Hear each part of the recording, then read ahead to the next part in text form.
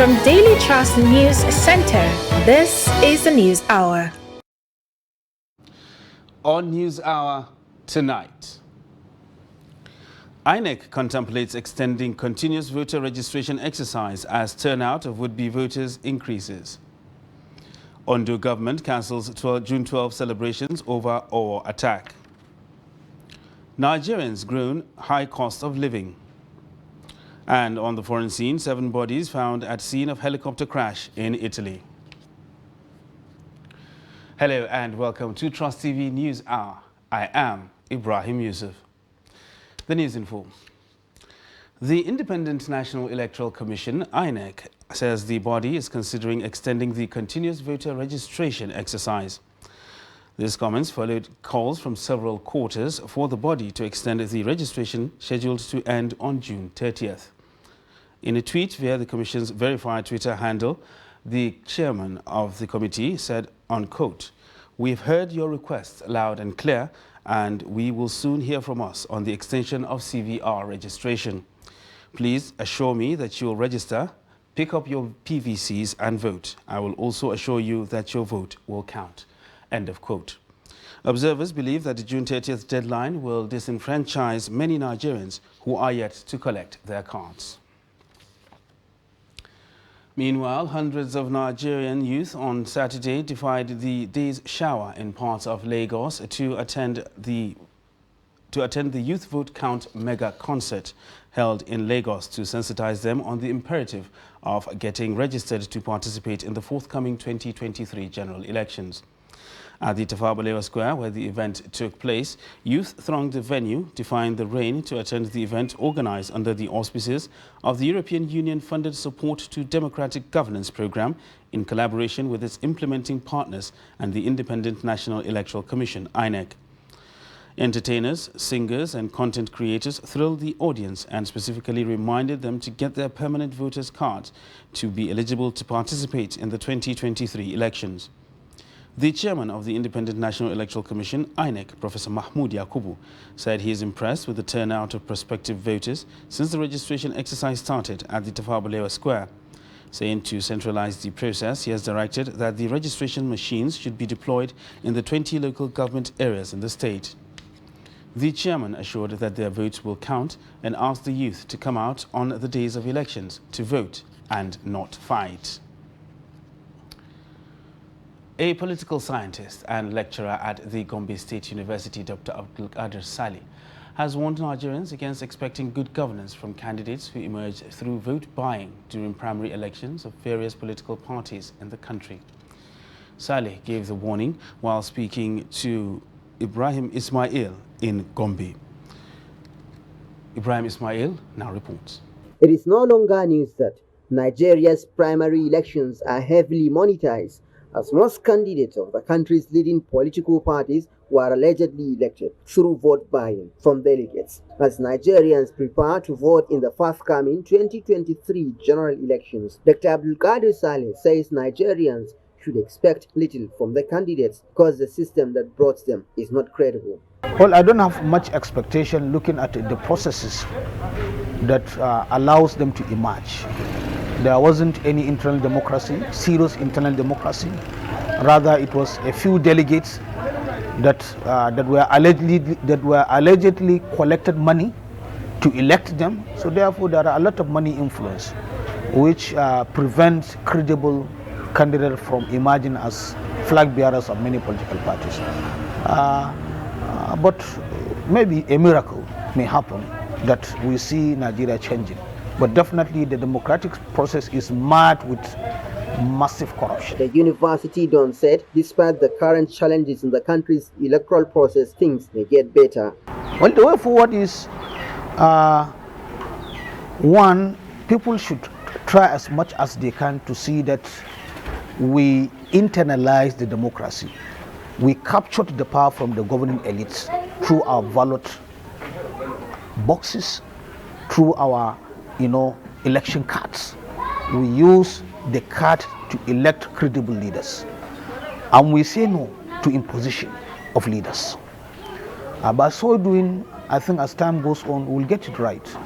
because, as I said, change is gradual. We can't get it just instantly. If you look at advanced democracy, they spend 100 years, 150 years trying to change their community, trying to change the pattern of way things are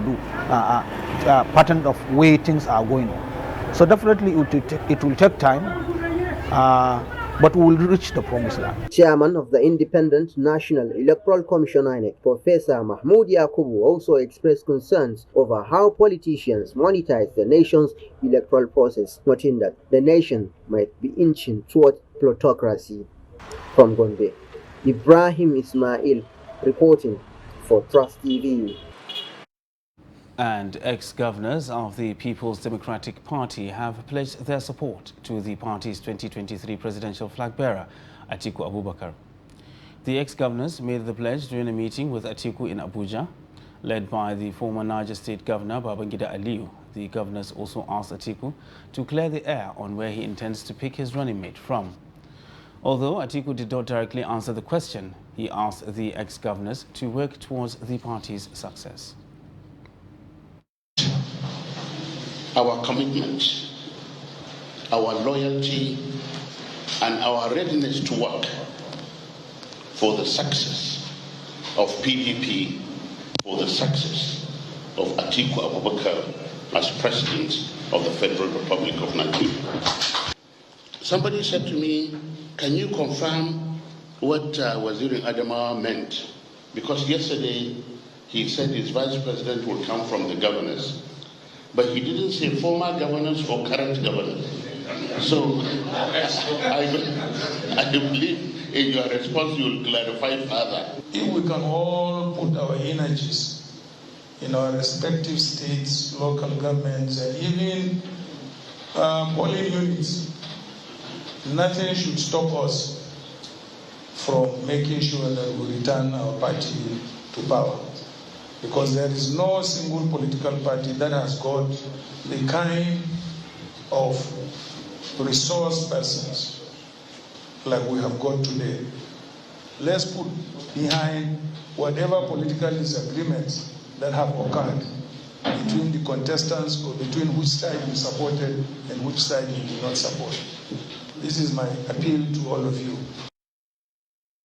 And still talking politics, in part 3 of our series profiling flag bearers of political parties, we shift attention to former Anambra Chief Justice Peter Omiadi of the All Progressives Grand Alliance, APGA, Malik Ado Ibrahim of Young Progressives Party, YPP, and Sunday Adenuga of Boot Party, BP. Nana Mohammed, who has been profiling the flag bearers, takes us closer to these candidates as the nation counts down to the 2023 presidential polls. For the All Progressives Grand Alliance, APGA, former Chief Justice Peter Omiadi is to fly the flag of the party.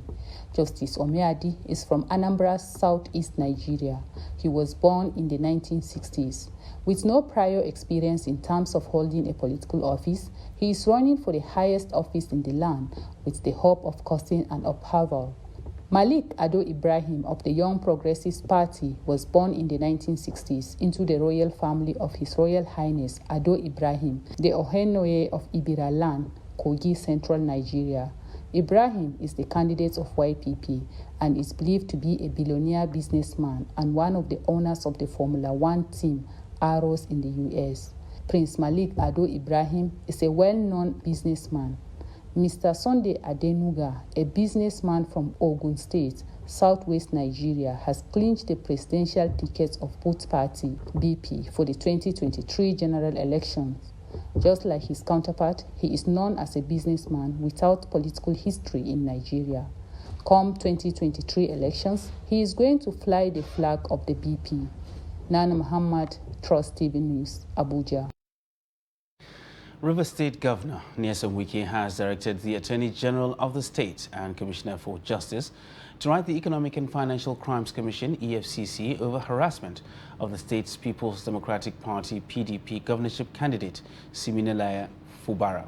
The report. Governor Wike gave the directive at the Executive Chamber of Government House, Port Harcourt, after swearing in 3 new commissioners. He maintained that the attempt to harass the state PDP candidate will not be accepted, as the state government will not hesitate to charge the EFCC for contempt. Let me also say that you use this opportunity to write a strong protest letter to the chairman of EFCC that we're not in the era of impunity. There's a period of obeying the rule of law. The attempt to harass Bacana General will not be accepted by this government. If not, we will charge them for contempt. Apart from that, the Counter General has another judgment against EFCC to enforce its fundamental right. Governor Wike further directed the Attorney General and Commissioner for Justice to commence the prosecution of the illegal financial dealings of the former Rivers State Governor Chibuike Rotimi Amechi, Tonye Cole, Sahara Energy and others over the sale of state assets. Luckily, you came in at that time when we have preferred charges. We have preferred criminal charges against the former governor, Sahara, Tonye Cole and the rest of them. We have preferred criminal charges at the State High Court. So you are coming at the right time to take over the matter, to make sure it is prosecuted diligently. I don't want to hear excuses. Diligently. Let the people see what happened to our money, how $50 million from our account moved to a company without nothing to show whether there was business, whether there was this and that. $50 million. And I want to commend all of you that you have shown commitment, you've shown hard work, you've shown loyalty. And for me, that's the only way to pay back the people who have shown, in spite of all odds, they are still there with you. Governor Wike informed that he will be careful in constituting a cabinet, noting that at the twilight of his administration, only people with undivided loyalty are needed to ensure a good ending. Meanwhile, the Ondo State government has cancelled this year's June 12 celebrations in the state following the attack on St. Francis Catholic Church in Owo. Governor Rotimi Akeredolu of Ondo State said this in a tweet on his official handle on Saturday. Earlier, the governor had faulted the federal government for blaming the attack on the Islamic State of West Africa province, ISWAP, saying the move was hasty. In a statement from the governor's media aide, Richard Olatunde quoted the governor as saying that the terrorist group would have taken responsibility for the attack if it was behind it. Governor Akeredolu maintained the attack, which left scores dead and many others injured, further heightens the need for state police. The Nigerian ambassador to Benin Republic, Tukur Buratai, identified a non-kinetic approach and border control as ways to address the menace of insecurity bedeviling the nation. Buratai, a former chief of army staff, stated this in Kaduna in his remarks as a guest speaker at a one-day symposium on national security organized by Arewa House, Kaduna. The report. The theme of the symposium is Politics and Insecurity in Nigeria, the Way Forward. The guest speaker, Tukur Buratai, says, solving insecurity in Nigeria requires a collective approach that will be one step ahead of the perpetrators of violence. In charting the way forward, it is imperative to adopt a whole-of-society approach by confronting insecurity in the country. Focus should be geared more towards non-kinetic measures that will aim at addressing the underlying root causes of the security rather than treating the symptoms. We are facing an insurgency, herdsmen insurgency. From the injustice that have been meted now since 50s today. Buratai also says that porous borders contribute to the contemporary security challenges facing the nation. Our porous nature of the border is a major hindrance to our security, ensuring a proper security in our country. We need to have this. If it means having a border force established, it should be done. Nigeria can checkmate the current security threats through strict border control measures. As part of the way forward, it is important that the military high command or the federal government consider the need for the establishment of a military theater in the northwest to cover the north central as well. Other speakers at the symposium stressed the need to strengthen the capacity of Nigerian police in order to tackle banditry, insurgency, and other security challenges.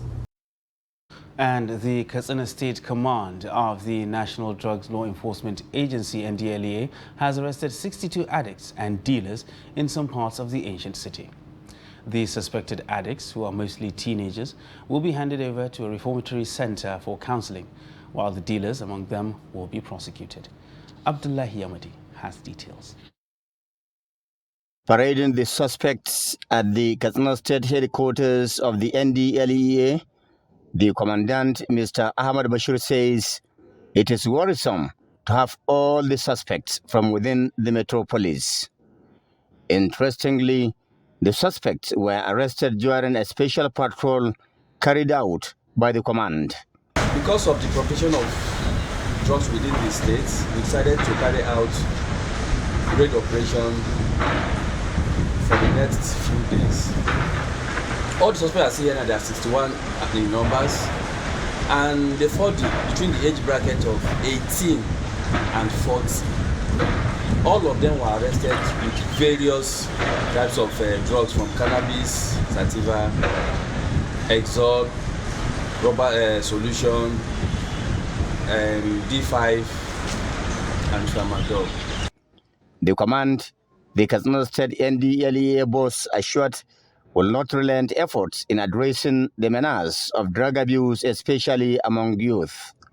It's so sad that we have this kind of large of number within 24 hours that are arrested, and we just raided about 3 different joints where drugs are being peddled within the state, and we have this. The NDLEA is happy with the support given to its officials by residents during the clampdown on the suspected drug addicts and dealers. The agency, however, blamed failure on the part of parents for moral decadence, as they are not doing enough to ensure proper upbringing of their children. We solicit for the support of every million individual within the state to give us their support and cooperation. We assure you that while carrying out our job, we are going to do it professionally and with high sense of discipline. If anyone does not have issue with drug, there is no way we are going to arrest them. Every parent should want their word, because by the time we are through with them, after investigation, most likely some of them will be prosecuted. The entire country faces an uphill task battling banditry, terrorism, armed robbery, rape, and other manifestations of crime as a result of nonchalant attitude of the people towards drug abuse. The NDLEA boss warns that unless something urgent is done, the activities of drug peddlers and addicts will continue to derail the much-needed development Nigerian people are aspiring for. Abdullahi Ismail, Trust Television News, Katsina. And still talking security, operatives have raided and destroyed buildings harboring criminals in Oba, Idemili South, local government area of Anambra State. Now, this follows the directive by the State Governor, Charles Soludo, to security agencies as part of efforts to secure lives and property in the state. The report. State Joint Security Task Force conducted a demolition exercise which lasted for more than 5 hours. First was a building located at Oba, where various incriminating exhibits were found. Reacting to the success of the operations, the governor assured that his government is fully committed to ensuring that the state is safe for everyone. Any house again that will find kidnappers or used by kidnappers will be brought down. That's no if and but about it. Any forest where they hide must also be cleared. No place to hide for criminals in Anambra. We understand this complicity of silence on the part of people around. But we've said, if you see something, say something. We've given out the numbers. Give us information. Tell us if you have anything suspicious. Any place that you see something suspicious happening that you suspect might be criminals, tell us. We will go there and take them out. And for the neighbors of that neighborhood, the particular house, must have been seeing something. The complicity of silence must be condemned. We'll keep a zoom on that neighborhood and on the people who are living there. The governor urged residents of the state to report any strange activity or criminals operating in their communities to security agencies. You're watching Trust TV News Hour. Still to come on the news, how Nigeria records 3,500 leprosy cases. Details of this and more after the break. Do stay with us. To every politician, as the campaigns gain momentum and passions begin to rise, remember, the errors of your opponents do not make you a success. Do not run down your opponent and inflame passions to violence between and among your supporters. What counts is what you plan to do for the electorate and how you intend to relieve the sufferings and bring succor. Nigeria is in dire need of patriotic leaders at all levels, leaders who will make national development their priority. Concentrate on telling the electorate what you intend to do when you get into office. Focus on making your vision clear to the electorate. Don't engage in verbal abuses, fake news or speeches. Keep dealing with issues that will bring progress. You win the hearts and minds of the people by being above board, by being civil, patriotic, and showing empathy. Let's join hands to make the 2023 elections peaceful. A message from the National Orientation Agency.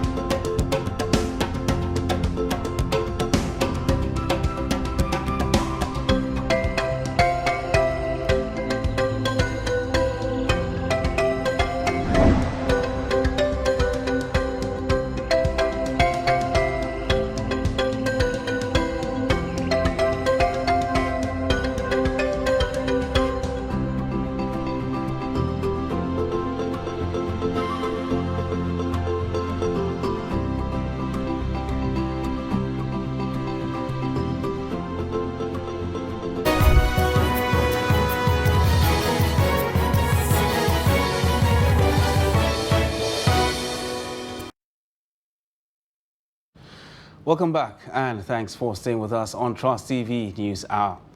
Now another look at our top stories.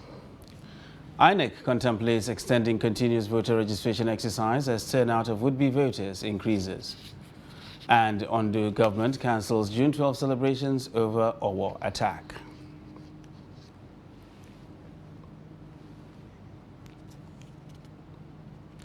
And now to a developing story. A media consultant to Kaduna-based Islamic preacher Sheikh Ahmed Gumi and publisher of Desert Herald Tukur Mamu has revealed that 11 kidnapped train passengers have been released on Saturday by the terrorists.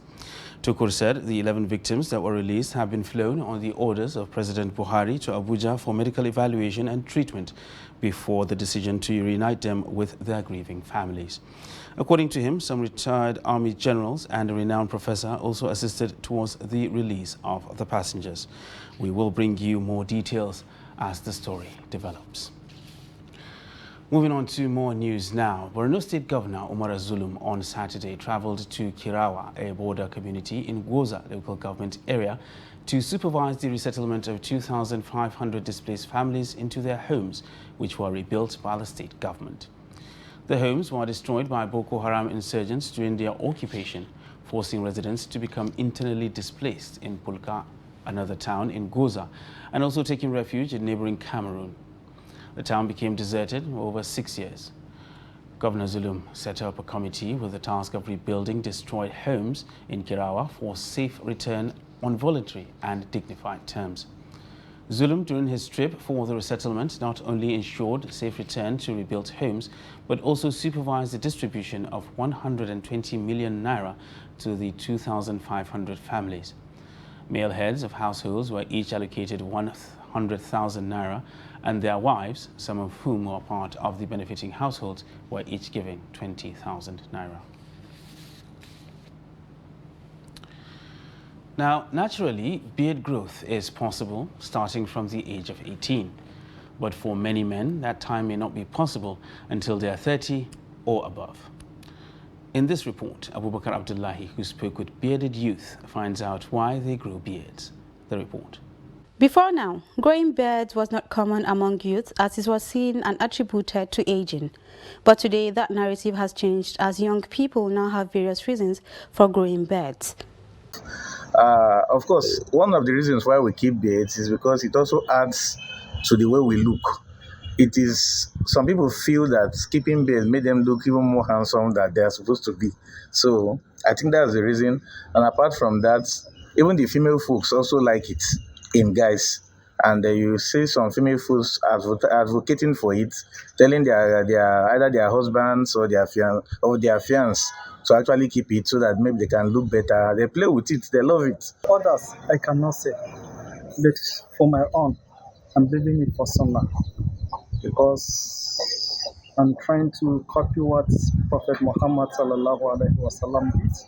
I am a lover of good things and I admire people that keep beards. It makes them look more different and more mature. For me, the reason why I keep a beard is because I love it, and it makes me look very sharp. It makes me look very different. They also share their expectations from others as they go about their daily routines with beards. There are some people who have a kind of misunderstanding about people who keep beards. There are those who keep beards who are not really responsible in the society. And it happens that some of us also keep it. Some people may think that we are like them, but it's not so. And there are also people who also keep this beard. They're also responsible. I think it's just a thing of choice. And of course, we mingle with anybody. It doesn't matter whether anybody is keeping beard or not. It doesn't make the person irresponsible or anything of such. I feel normal and even proud of it. I feel very, very normal, very comfortable with my beard. Because I have these challenges of people who say, Mohammed, you cannot enter if you didn't shave this. For me to shave this thing before I enter this place, I will not. It's better I go back. So I'm very proud of my place. I feel very comfortable. I feel very different. Sometimes I see myself to be very different because of my looks. Because if someone comes there and look at all of us, he may want to give me attention first, not knowing that maybe I may be the smallest person. Different as the reasons for growing a beard may be, research has it that keeping a beard has the benefit of protecting one's skin from sunburn, thereby reducing the risk of serious skin damage by blocking up to 95% of the sun's harmful rays. The National Union of Road Transport Workers Imo State Chapter, in partnership with West Africa Network on Small Arms, has organized a roadshow and a one-day public lecture against gun violence and light weapons in Owerri. The road transport workers who marched from Government House roundabout to the IIC in Owerri said the rally is in commemoration of 1 week action against gun violence and need to curb circulation of small arms and light weapons among the members of the public. The State Chairman, National Union of Road Transport Workers in Imo State, Comrade Samuel Ude, called on government to intensify efforts to stop circulation of small arms and light weapons among unauthorized members of the public. The Wansa representative said the team is in Owerri to preach against gun violence due to activities of unknown gunmen in the state. To inform them that it's only the security agencies that are in position to carry arms. Every other person that is carrying arm is carrying it illegally. They have their numbers. What we're going to do is to integrate them, share information. They are a source of intelligence, and sometimes they go beyond where security agencies cannot go, and we can work together to make Nigeria a peaceful society.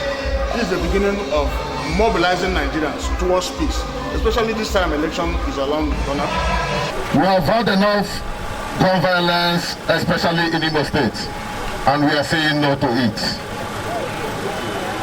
We are preaching against gun violence, and we are preaching against the proliferation of small arms and light weapons. Gun violence is a menace to the society. Now, no fewer than 3,500 leprosy cases are recorded in Nigeria annually. Consultant pulmonologist and chairperson, Medical Advisory Committee of the National Tuberculosis and Leprosy Training Center, Zaria, Dr. Eunice Chitumu Jia, disclosed this while conducting Trust TV round the facility. The report. The National Tuberculosis and Leprosy Training Center, Zaria, was established in 1991 and saddled with three basic mandates of patient care, training, and research on TB and leprosy. However, in recent time, the mandate has been extended to cover for HIV/AIDS. The center, which has been negatively impacted by the high rates of insecurity in recent time, has however continued to serve as the only facility that houses and caters for leprosy patients in the north-central geopolitical zone of the country. Speaking to Trust TV in Zaria, Dr. Jia said, leprosy, which is caused by a bacterium, is mostly contaminated through inhalation of droplets and mainly affects the skin. It is a chronic infection. It is caused by Mycobacterium leprae bacilli, and the means of it being gotten is by inhalation of the droplets from an infected individual. So by and large, the fact that leprosy is in an individual, it doesn't manifest till after at least 20 years. That's what we call like the incubation period of that infection.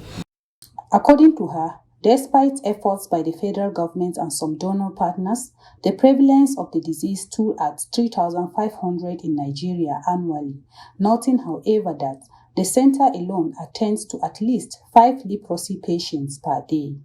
The senior consultant said the facility still offers services to patients, contrary to reports that insecurity has forced the center to shut down. She, however, confirmed that they no longer retain inpatients in their medical facility due to the fear of the unknown, noting, however, that outpatients have continued to receive medication in the relevant units of the hospital. Just as I said, before the COVID era, it had been outpatient and inpatient. Okay. And then with the advent of the insecurity around us, it had kind of been limited to more outpatients, or else I would have said, okay, we'll go and see some on bed. But the truth is that they come, and just as I said, it doesn't stop them from coming. They are familiar, because it's just that when they are so used to a particular treatment center, it is difficult to say, I want to go somewhere else. So they come. If it is wound care, they are rehabilitated, and for those that other complications have set in, we try to find out and rehabilitate and advise correctly. Meanwhile, when Trust TV went round the medical facility, it was discovered that all hostels that accommodated patients were empty, as they have been officially discharged due to insecurity in the area. Recall that some few months back, bandits invaded the facility, kidnapped about 9 staff.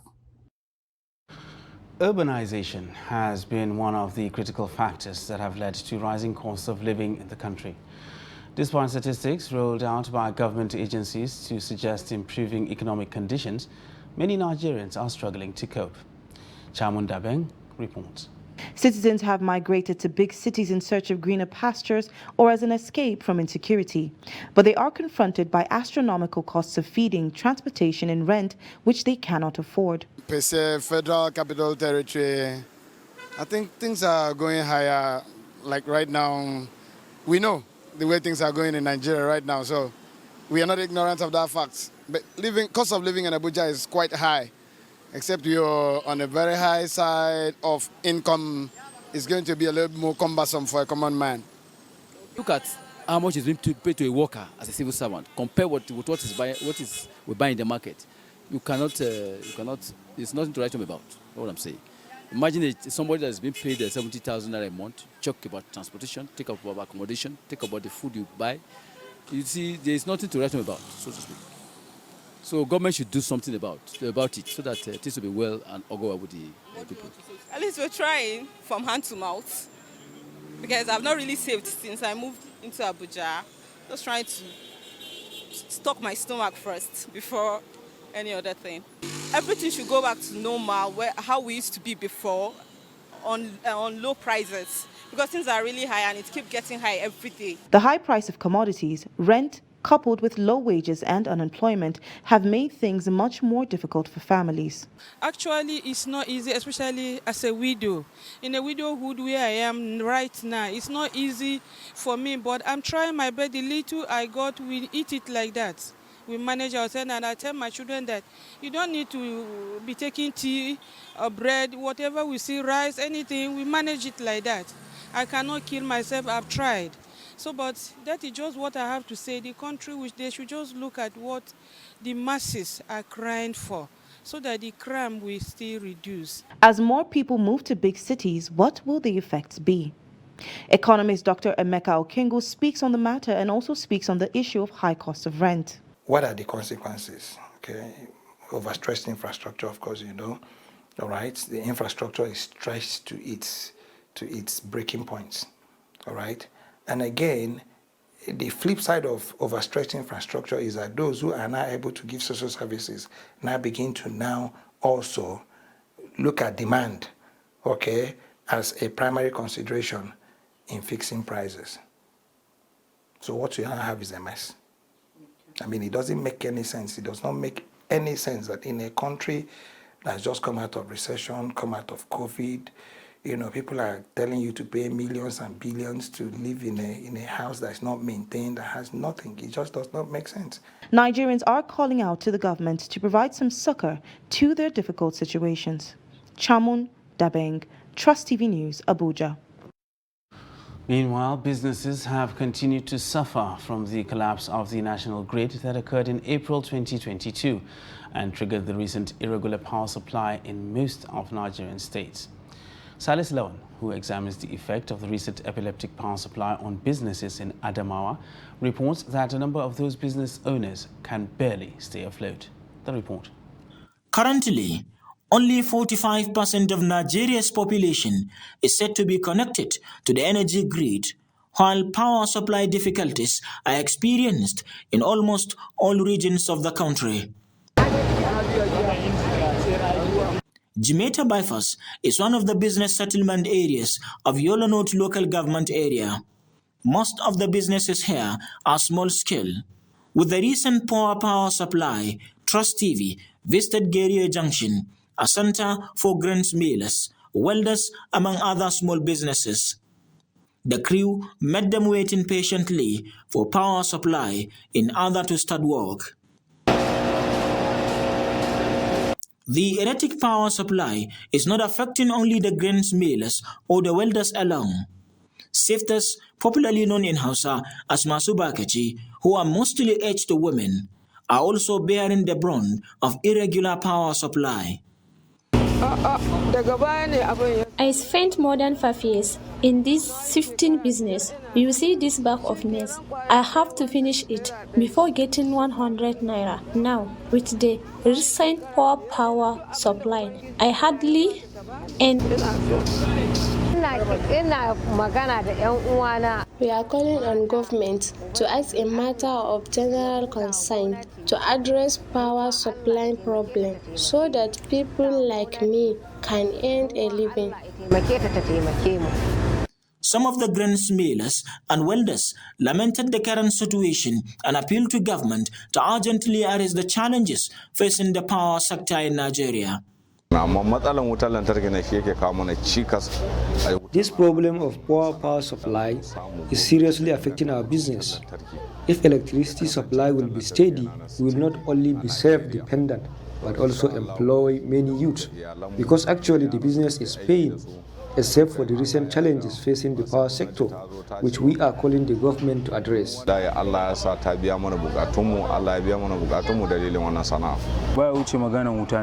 The main problem is the issue of light. Sometimes, when we open shops, the light may not be available.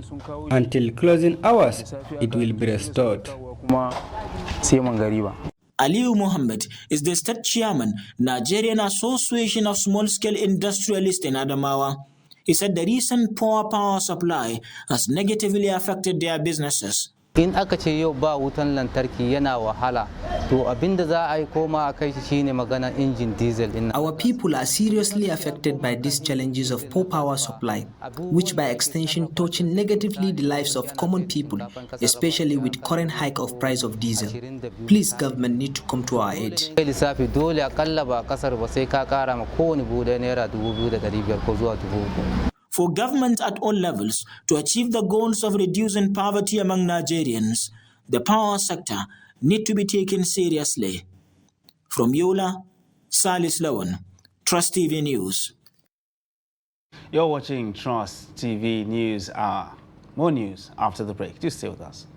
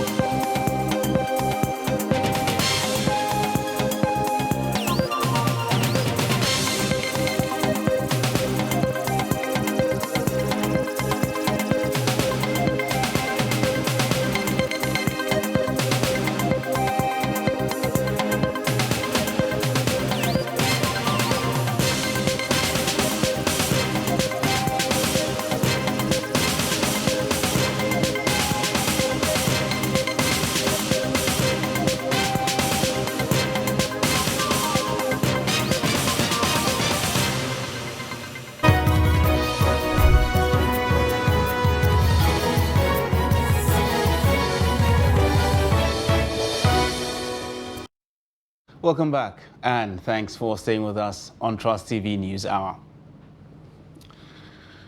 Now, in a bid to conserve marine resources for future generations, the need to halt impact of human activities on the ocean and develop a worldwide movement for sustainable management of the world's oceans has been stressed. Some residents of a coastal community in the Niger Delta region disclosed this at an event in Ugulaga, Burutu local government area of Delta State, to mark the 2022 World Ocean Day. The report. Sustainable fishing means leaving enough fish in the ocean, respecting coastal habitat and ensuring people who depend on fishing can maintain their livelihoods. In the light of this, indigents of Ugulaha community in Burutu local government area of Delta State are calling for an incessant cases of oil spillage and dumping of waste by multinational oil companies in the ocean. They stress that such activities have hindered their sources of livelihood over the years. The indigents expressed this concern at the commemoration of 2022 World Ocean Day by the help of Mother Earth Foundation in coastal communities within the Niger Delta region. Speaking at the event, some fishermen lamented the destruction of water bodies by activities of oil firms such as oil spills, dumping of waste, and sea piracy, which they described as the major challenges to fishing. The oil spill itself, they disturb us well. We know they keep fish because of the oil. The oil, they pursue all the old fish there. The river, all the fishing, so all those places, the oil were not fuller. And as with the fishing, so if you fishing near anyone, go on board, they shoot you. So the oil were there for that, so that they maintain and even pain us. We should live and carelessly, they pollute our river. Each you got this algae cluster. for this RG Plus and I don't want to say for the ground, that place for there so steadily every time another place they leak if you go there go see the oil them. They flow seriously for the place. But the cell won't kill us. This river, common fish will not see the cell. A year to give us say now cell now they will get oil yellow. Oil you know tear for the river. So don't the trap don't destroy this. All the boat ways that they carry come they destroy everything, not get any fish.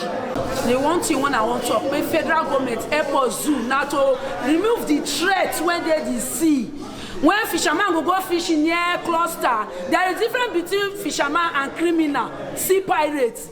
On his part, the project lead for fossil politics and climate change at HUMEF, Cadmus Atake Enade, said the foundation is marking the World Ocean Day in Ugulaha to understudy the impact of extractive activities on the livelihoods of the people and come up with a policy document for government.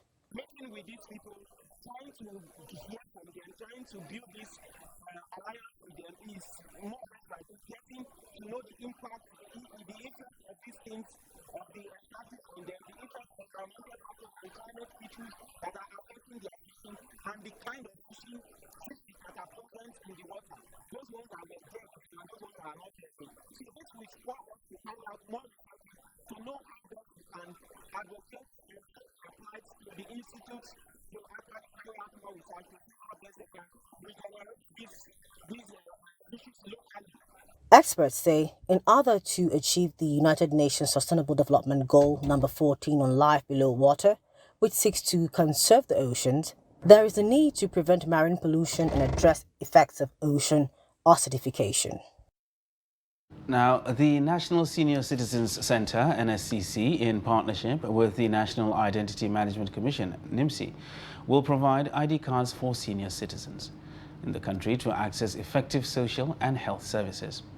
The Director General, NSCC, Dr. M.M. Omokaro, stated this in her address at a town hall meeting with senior citizens in Abuja. The report. Omokaro said the essence of the meeting was to sensitize senior citizens on the process of registration and issuance of special functional identity cards.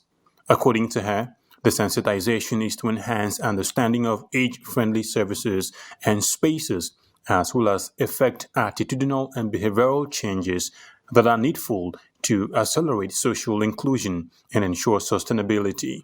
We are here because of the President Muhammadu Buhari.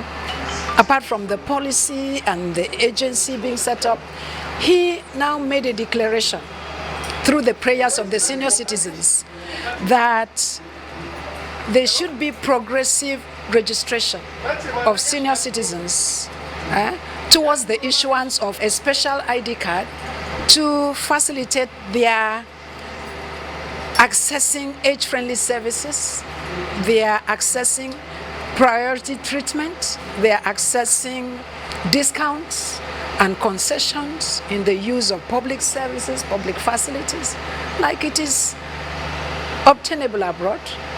Special Advisor to the President on Humanitarian Affairs, Musa Bungudu, said the need to ensure that older persons are given the necessary care is paramount, as all will get old one day. Director General of the National Identity Management Commission, NIMC, Engineer Aliu Aziz, assured of the Commission's resolve to ease the process of giving older people a unique identity and commended President Muhammadu Buhari for the center. I'm of a firm belief that the integration of the challenges of the senior citizen into Nigeria's development plans will go a long way in improving their standard of living and general well-being as the nation leverages their experience, wealth of knowledge, and also good counsel in nation building. Meanwhile, National President of Nigeria Union of Pensioners, Abel Afolayan, represented by Abdullahi Tosho, said the union is proud to identify with the center in the quest to give older people their pride of place in the governance of the country, and assured of the union's support to enable the initiative succeed. The Nigeria Union of Pensioners is proud to associate with all activities of this center, and is ever ready to continue to engage and to be engaged by the Senior Citizen Center, because as a major stakeholder in the struggle for the rights of the senior citizens in this country, it is a matter of responsibility for the NUP to continue in this partnership. The town hall meeting, among other things, aims to drive access to age-friendly services, supportive environments, discounts and courtesies in public and open spaces for the elderly. The director, China Cultural Center, Li Shuda, has pledged China's willingness to support Nigeria to promote and develop its museums and monuments. This is in a bid to further the cultural relations between both countries. Li made this known during the commemoration of the 2022 International Museum Day and International Day for Monuments and Sites in Abuja. According to Li, Nigeria has a lot of monuments and beautiful sites blessed with rich cultural heritage that, when adequately preserved and developed, will make the country the cradle of African development. Professor Abba Tijani, the Director General, National Commission of Museums, Monuments and Sites, said the Commission had mechanisms put in place to ensure Nigeria's monuments and artifacts were duly preserved. I think Nigeria, you also have a lot of beautiful heritage sites and beautiful monuments and very ancient museums. Here, like 3 years ago, I visited a museum in Kano. A lot of artistic works in there. I'm deeply impressed. I think we can work together to promote and to develop the museum and make more people know Nigeria and make Nigeria the real cradle of African civilization. We can promote the artists, especially museum experts and workers, to visit each other's country, to promote the people-to-people exchange. Third, I think we can strengthen the capacity building. We can organize talented Nigerian people to go to China to get trained, to know how to develop the, carry out the cultural tradition. And the last one, I think both countries can work together to set up a mechanism in China. It's a good idea.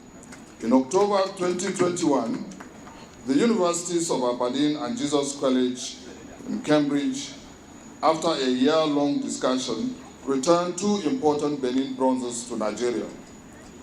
A decade of negotiations and diligent pursuit under the Benin Dialogue Group, to which NCMM is partnering, is bringing much anticipated reward with support of relevant stakeholders, planning to set up museums that will house the antiquities on their return to the original base. Now for a look at the foreign scene. The bodies of 7 people were found on Saturday, 2 days after a helicopter crashed in northern Italy. 5 bodies were initially found, according to the National Alpine Cliff and Cave Rescue Corps, but the bodies of 2 others on board were found later on Saturday.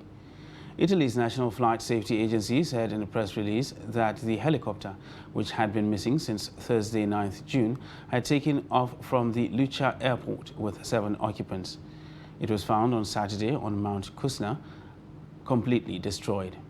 The remains were found on Mount Kusna in the Alpines, in the northern region of Emilia-Romagna, a few kilometers from Tuscany. Meanwhile, 5 civilians have been reported dead and at least 30 others injured on Saturday after their vehicle hit a landmine in southern Syria. According to the state news agency, the victims were wheat harvest laborers at the site of the blast, which took place in the countryside of the southern province of Daraa. Meanwhile, an official at the local hospital told the Dutch press Agenteur that 8 people had been killed and 42 others were wounded in the blast. Most victims were women, according to the residents. And in sports news, the Super Eagles on Saturday departed for Nigeria for Marrakesh, Morocco, ahead of their second group game of the 2023 Africa Nations Cup qualifier against Sao Tome and Principe on Monday. Eagles media officer Babafemi Raji, who disclosed this to media men, said prior to the departure, the team trained behind closed doors as fans and the media were not allowed into the stadium. Players and officials of the team later departed for Morocco via the Nnamdi Azikiwe International Airport, Abuja, at 7:15 p.m. The Eagles got their 2023 AFCON qualifying campaign off to a positive note after beating Sierra Leone 2-1 on Thursday. Meanwhile, the Nigeria Under-17 Golden Eaglets defeated their Ghanaian counterparts 4-2 in the Wafu B Championship taking place in Ghana. Now, for more sports news, let's join Adeni Ajishafe.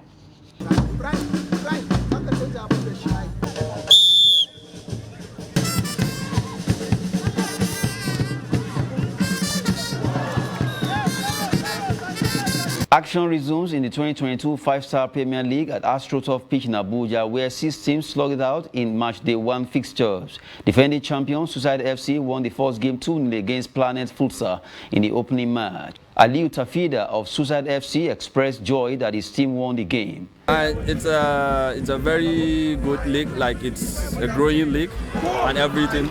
So I hope they'll continue like that, because I saw they're also on Super Sport now and everything. Like from 2 years ago to now, like there's a big progress. So hopefully they will continue on that path. In the second match, TOFC played a 2-2 draw against Paul EFC in a competitive game. Paul Lewis, a player of Paul EFC, hoped for more of such competitions to develop grassroots football, which he says is getting better in Nigeria. Being honest and transparent, I'll tell you, it has been, the past few years have been bad, but from the way that the national team, the NFF, the management of Nigeria Football Association are putting, I'm seeing lots of improvement, and with grace and the way they are going, in the next few years, Nigeria grassroots football will be at the top level. We have great talents all around the country and Africa at large. TBT FC versus Virtual FC squared up in a game that ended in a stalemate, as both teams could not find the back of the net despite the high tempo in the match. Managing Director, Five-Star Premier League Olumide Aturu says the league has enjoyed much support and called for more investment in the sport to help develop grassroots football in Nigeria. The secret is just consistency, hard work, God. You can't take it from God. And then the fact that the community, they are supportive from the grassroots where it starts to all our other partners in progress. You know, so when we started, it was seeming like an impossible mission. But look at us here, the whole community, they are here having fun, enjoying the game. And then there are a lot of talented players in the grassroots. And this is where you give them the opportunity, they will show you that they're their best. Five-Star Premier League will continue in Abuja till July to determine the winner, who will face Lagos champions in Ibadan in the grand finale of 2022 Five-Star Premier League on October 1st. That's Sport News. I am Adeni Ajishafe. And with that, we wrap up Trust TV News Hour for tonight. Don't forget, you can subscribe to watch us live on YouTube and, of course, follow us across all our social media platforms. I am Ibrahim Yusuf. Have a good evening.